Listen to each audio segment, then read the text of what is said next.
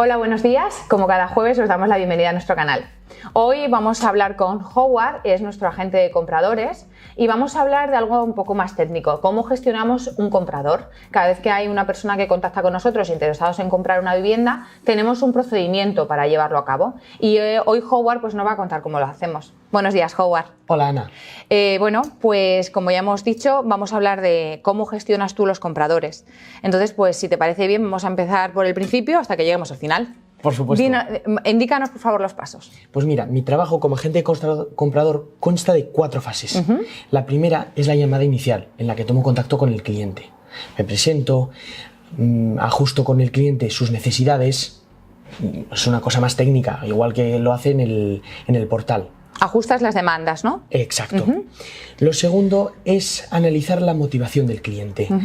Para conocer más bien sus motivaciones internas, la psicología del cliente. ¿Por qué ha decidido dar el paso a comprar, te refieres? ¿Por qué dar el paso a comprar? ¿Cuáles son sus necesidades más profundas? ¿Cuál es también la urgencia que tiene para buscar una vivienda? El segundo paso es... Perdona, Howard. En el primer paso, además de las motivaciones y la clasificación, ¿hay alguna pregunta que haces específica? Hay 2 preguntas importantes. ¿Cuáles son? La primera, la de la financiación. ¿Por qué? Porque a veces los clientes no saben lo que el banco les va a dar. Presuponen, a lo mejor el banco me da 100, 120.000 euros, cuando no va a ser el caso y a lo mejor les dan menos. ¿Y por qué se hace esa pregunta al iniciar y no al final de la fase, ¿no? Porque realmente si es financiación es para pagar y hasta el final lo haría falta. ¿Por qué se hace esa pregunta al inicio? Para no hacer perder tiempo al cliente, Ana. Porque si muestro al cliente viviendas a las que después no se va a poder enfrentar a la hora de pagar, va a perder el tiempo. Mientras que si le hago la pregunta al principio, el cliente va directamente a ver lo que de verdad va a poder comprar. ¿Cuánto tiene de gasto una vivienda? O sea, además del precio de compra, que si yo veo una vivienda o en cualquier portal sin hacer publicidad, veo una vivienda anunciada en 100.000 euros.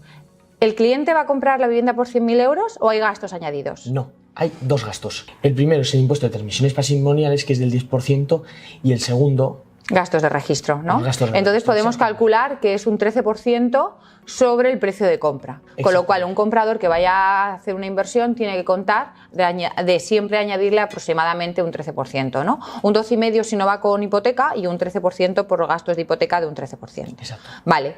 Ya hemos terminado la fase primera, que es como la clasificación o el ajuste de la demanda completa. Pasamos a la siguiente fase, ¿verdad?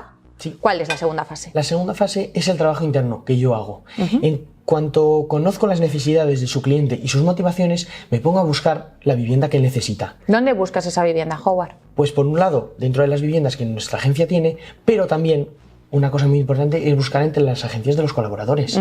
¿Por qué? Porque mi objetivo como agente del comprador no es simplemente atender a los clientes que vienen a mi agencia y quieren comprar las viviendas de mi agencia, sino buscar la vivienda que de verdad necesita el cliente. Entonces busco entre una amplia cartera de viviendas.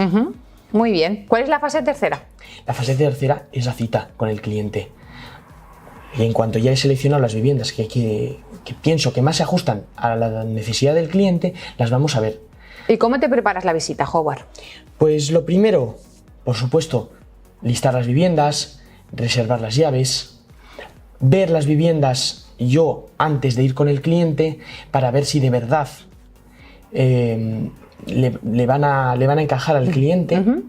Luego me preparo una pequeña carpetita. En esta carpetita hay una lista de consejos para compradores que mi agencia ha preparado para que los compradores se puedan orientar, una hoja de valoración, y esto es importante para que los clientes tengan las ideas claras. En esta hoja de valoración tenemos varios criterios para que los clientes puedan organizar sus ideas y sopesar si esta vivienda les gusta o no. Luego también tenemos un parte de visita. Un inciso importante que quiero hacerte, Ana, es que el parte de visita algunos clientes se sienten incómodos. Pero es muy importante por razones de seguridad, cara sobre todo al cliente vendedor.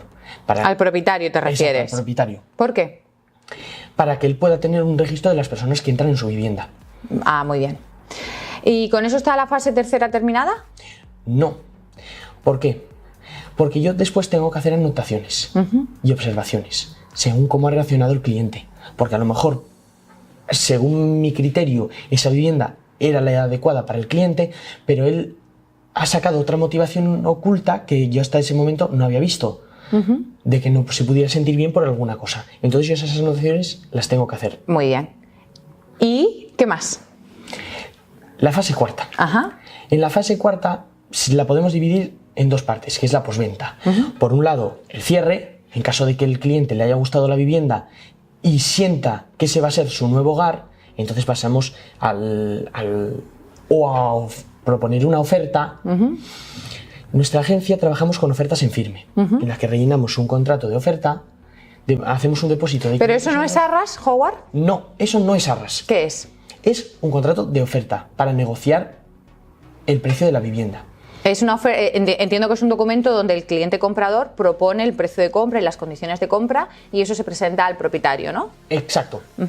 Y luego, como dijiste, va el contrato de arras, que es para reservar la vivienda, que nuestra agencia coge el 10%. ¿Sobre qué? Sobre el precio de compra. Es una cantidad, hay que transferir el 10% sobre el precio de compra aproximadamente, ¿no? Exactamente, Ana. Vale. ¿Y qué pasa si si después de la visita estamos en la fase, no sé, creo que es la quinta fase? La cuarta. La cuarta fase hemos hecho la visita, pero no hay cierre directo, o sea, no hay presentación de oferta o no hay contrato de arras. ¿Qué pasa? Pues entonces continúo en mi trabajo de seguimiento. Y ahí es donde intervienen las notas que he hecho en la visita. Las comparo con las notas iniciales que he hecho durante la llamada y sigo seleccionando viviendas para el cliente. A lo mejor una segunda llamada se impone para conversar con él un poco mejor, ajustar a lo mejor sus criterios, cambiar algunas cosas y buscar más viviendas para él que le pueden interesar. Howard, ¿tienes calculado más o menos cuánto tiempo tardas desde que recibes un cliente, o sea, nosotros llamamos un contacto, una demanda, hasta que hay un cierre? ¿Hay un tiempo aproximado? ¿Un mes, una semana, un día? Yo diría entre 2 y 4 semanas, dependiendo de la cercanía del cliente. Nosotros tenemos dos tipos de clientes a diferencia de en otras partes de España. Por un lado, el cliente nacional, los clientes que están aquí en la zona, y por otro lado, los clientes que vienen de Europa o del norte de España. Pero en general, entre 2 y 4 semanas. De trabajo con una sola persona para que cierre. Exacto. Muy bien, pues creo que se ha quedado todo muy claro. El trabajo del agente del comprador consta de 4 fases, que no puedes saltar ninguna para llegar hasta el cierre, llegar hasta la meta, ¿no?, del comprador que cierre, que encuentre una vivienda. Y bueno, pues muchísimas gracias, espero que os haya resultado interesante este vídeo y nos vemos el siguiente jueves en nuestro canal. Gracias. Adiós.